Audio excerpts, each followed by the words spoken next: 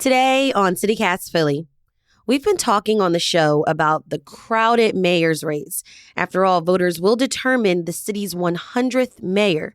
And in recent weeks, some candidates have picked up support from really influential political groups. But in this race, do endorsements matter? It's Wednesday, March 1st, 2023. I'm Trinae Nuri, and here's what Philly's talking about.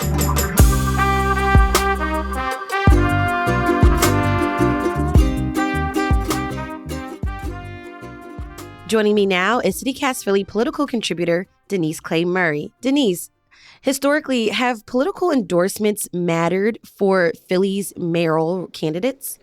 Yeah, they have, because basically it's a group of people that Philadelphians all agree on co-signing on you, saying this person's cool, they should be the mayor or they should be in city council, vote for them.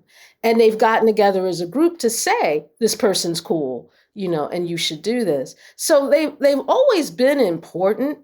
It's just right now at this part of the race, they can be crucial. And the reason why they can be crucial is because they're still getting their petitions to get on the ballot. And if you have like a teachers union or the building trades or District Council 33 or any of the notable people that have made endorsements, these groups, these are ground troops that you can use to get your petition signed, to get people to help you get on the ballot, to possibly raise you some money so that you can continue your efforts. So right now, this means a lot for just getting your campaign off the ground if it's not already. So let's actually back this up a little bit. What actually is an endorsement? Basically, what an endorsement is when a group of people or a newspaper's editorial section or something like that comes out and says, I support you. And instead of just saying it, to their friends or to their family or just saying, oh, I support this person and I'm gonna go out and vote for them, they're saying it in public. Mm-hmm. They're letting the public know we support this person. This person is who we think is the best candidate. And they're putting the weight of their reputation behind it. Mm-hmm. Okay, now from the perspective of unions and organizations and groups, what's the strategy behind publicly supporting a mayoral candidate, though? It kind of gives these groups a place at the table should this person get elected. Got it. Okay. You're saying, hey, I endorsed you. That means when you become mayor or become a member of city council, when we call you because we have an issue, you're going to take that issue on. So, Denise, I was reading in the Philadelphia Inquirer last week, former council member Sherelle Parker received an endorsement from the Philadelphia Building Trades Council, which is this group of, more than 30 construction unions. And they also supported Mayor Kenney back in 2015. And it's been reported that Parker called this endorsement game-changing. Is it game-changing, Denise? If you had asked me this question 4 years ago, I'd have said yes, it was. Mm-hmm. Because the building trades, in addition to, the obvious ground troops of union workers and construction workers that can go out and get your petition signed, they also came with a whole lot of money. Unfortunately, for the building trades, a lot of that money came from one place, and that one place was Local 98, the electricians union. Now, Local 98 isn't what Local 98 used to be anymore. Mm. And the reason for that is their business manager, John Doherty, got convicted on a whole bunch of federal corruption offenses. And because of that, the union is still trying to figure out what it wants to do politically. Because when Johnny Doc got convicted, he was also convicted with former city councilman Bobby Heenan, who basically the federal government accused Local 98 of basically buying him and putting him on council. So because of that, people don't know how much Local 98 is actually going to contribute to the building trades political efforts. And there's money in other unions, but not the kind of money that Local 98 was bringing. At one time, Local 98 was the most prolific political donor in the entire Commonwealth of Pennsylvania. So, from the standpoint of having people get her petitions out and help her as ground troops to, get her vote out, then yes, the building trades endorsement could very well be a game changer for Sherelle Parker. But in terms of money, which is what you kind of still need to run a campaign, I don't know how helpful they're going to be honest. Got it. Let's talk about Unite Here Philly, which is a union of hotel and food service workers that endorsed former council member Helen Gim for mayor, as well as AFSCME, American Federation of State, County, and Municipal Employees, District Council 47, and the Philadelphia Federation of Teachers, and among others. Denise, can you just tell us how important these endorsements will be for candidate Gim? They'll be important because of who these people represent. While District Council 47 is a combination of blue and white collar workers, Unite Here is definitely blue collar workers, hotel workers, people who get paid some of the lowest wages in the city, if we're honest with ourselves. One of the things that, folks that have been following the mayoral campaign thus far have noticed is that one of the battles within the battle is who is going to be perceived as most progressive. Helen Gim and former controller Rebecca Reinhardt basically are fighting for the same group of people. And the fact that Unite Here and DC 47 have endorsed Gim over Reinhardt kind of puts her at a disadvantage when it comes to the whole who gets the progressives thing. Okay. I think that the reason why that might have been is because, let's face it, Helen Gim has been on picket lines with both of these groups of people. And that's the big reason why they endorsed her, because they already know her. She's been on picket lines with them. Whether or not that's going to help her financially is anybody's guess, but it will help in terms of ground troops. It will help in terms of people that will get her petitions out, that will, make sure that her ballot is given to people when it's primary time. Grocery store owner Jeff Brown, who never held office before, got the endorsements of AFSCME District Council 33 and also the Transit Workers Union, SEPTA's union, Local 234, among others. Will that be important for his campaign? It'll be important because District Council 33 is a big blue-collar union. And again, it's petitions, it's getting your vote out. But what was interesting about that particular endorsement is that when they took the vote for the endorsement, there were people within District Council 33 who didn't know that they were going to make this vote. In fact, the rumor I was hearing on the street was that District Council 33 was going to go to Sherelle Parker. So when they voted to endorse Jeff Brown, that was a surprise for a lot of people. Mm-hmm. The joke that I made when both of those endorsements came down was neither of them will ever have to pay for catering again in their lives, because Jeff Brown is, like I was saying to someone earlier, if you're working in the Black media and you have never gone to an event catered by Brown ShopRite, you're not hanging around the right people, because every single event almost that I've ever covered in certain sections of the Black community has been catered by Brown ShopRite. And since District Council 33 and Transport Workers Union 234 are predominantly Black unions, it really wasn't all that much of a surprise that Jeff Brown got this endorsement.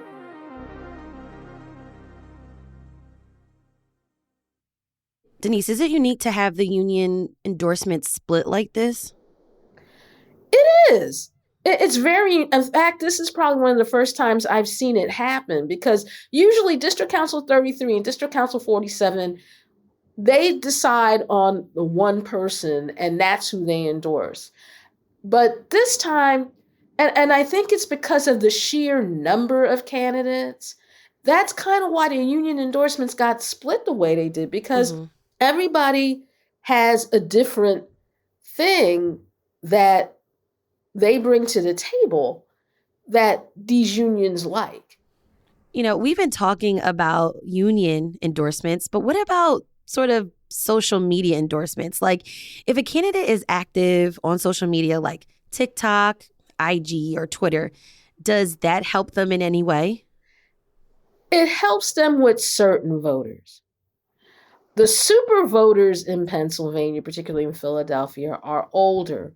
And while their great grandkids or their grandkids may spend a lot of time on TikTok, Instagram, or Twitter, they don't. You still have to knock on their door. You still have to give them a leaflet. You still have to talk to them. Social media will get younger people to pay attention to you.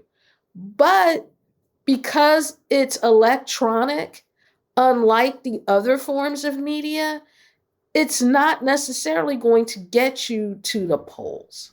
Mm-hmm. And while there are candidates that are using social media, I mean, you also have candidates that aren't really. I mean, Sherelle Parker, for example, the only time you see her on social media is when she is advertising one of her fish fries to raise money for her campaign. Now, there are very few things more old school than a fish fry. But a fish fry is good Oh though. yeah. Oh yeah, you go to Lou and Shoes, you pay a certain Yes. amount of money. Champagne, treasures, Exactly. You can Germantown. eat all the fish and fries you want. And and Yeah. and basically you contributed like $25-$30 to someone's political campaign, and you and your friends get in there on a Friday night, eat too Mm-hmm. much fish, drink too much liquor, and everybody's happy. Yeah. And that will make them think of her when they go into the voting booth. Right. Oh yeah, Sherelle Parker. We went to Champagne's and we had some good fish at her fish fry. I'm gonna vote for her. And yeah, that sounds silly on the one hand, but on the other hand, it's retail politics. And retail politics, until we get to a saturation point with social media that we have with retail politics, that's always going to be the most effective. Interesting. I also was curious, about religious organizations. I know they can't really actually endorse candidates, but if you see a candidate speaking at a church or, another place of worship, is that considered an unofficial endorsement? What's the strategy there? Well, it's considered an unofficial endorsement because the minister is allowing this person to be in their pulpit. But the minute that an individual church decides we're going to endorse this person, the IRS comes in and says, hey, you know that 501c3 nonprofit status that you have enjoyed for your entire time as a religious body? Guess what we've come to take? You're not supposed to endorse. If you're a nonprofit, you're not supposed to make any endorsements in terms of politics. Now, there are organizations that, endorse on behalf of churches like the Black clergy of Philadelphia and vicinity.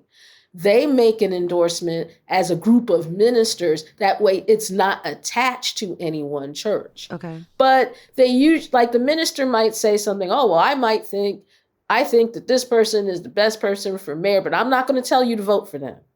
That way, they have given themselves plausible deniability. But if you've been a member of a church and you've seen your pastor and how powerful he is and what kind of sway he holds over his flock, he may not have directly said you should vote for this person, but he came real close, and you're going to listen to him because he's your pastor and you listen to him when it comes to a lot of things. Got it. Are there any groups in Philly that you don't want to get endorsed by? Well, it depends on what you're hoping for your campaign. Like, for example, I'm pretty sure that roughly 85% of the people running for mayor would not want an endorsement from the Fraternal Order of Police. Why is that? The Fraternal Order of Police, the FOP, the folks that have given us John McNesby as their president for years and years. The reason why they probably wouldn't want to be endorsed by the FOP is because the FOP has stood in the way of every kind of police reform that you could think to come up with in the city. So the FOP, particularly if you're trying to get Black and Latino voters to vote for you, is probably not the endorsement you want. Denise Clay Murray, CityCast Philly political contributor, thank you so much for breaking this all down for me and for joining me on CityCast Philly. No problem. Thank you. Watch Denise tonight on the Philadelphia Hall Monitor at 6 p.m. on WPPM 106.5 FM and PhillyCAM TV. And here's what else Philly's talking about. Democrat Joanna McClinton of Philadelphia was elected the first woman and second Black person to be Speaker of the State House on Tuesday. According to WESA, Mark Rozzi stepped down after a short stint as Speaker. McClinton received votes from all 102 House Democrats and no Republicans. And officials made an arrest after a West Oak Lane mosque was vandalized. 6ABC reports 47-year-old Jonathan Boone was charged with institutional vandalism, criminal mischief, and related offenses.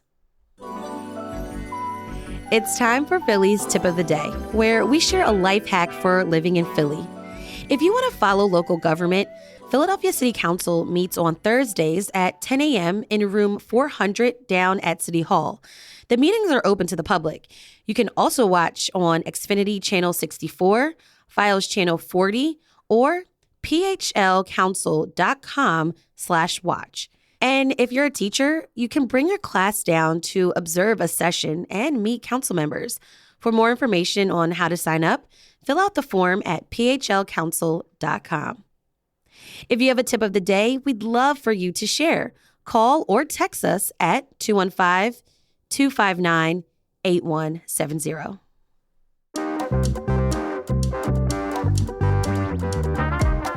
That's all for today here on CityCast Philly. If you enjoyed this episode, tell a friend, rate the show, leave us a review, and hit that subscribe button. Be sure to sign up for our morning newsletter too. It's called Hey Philly. We'll be back tomorrow morning with more news from around the city. Bye.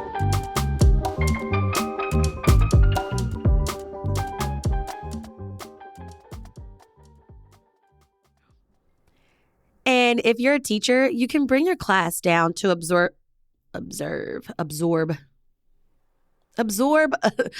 city government.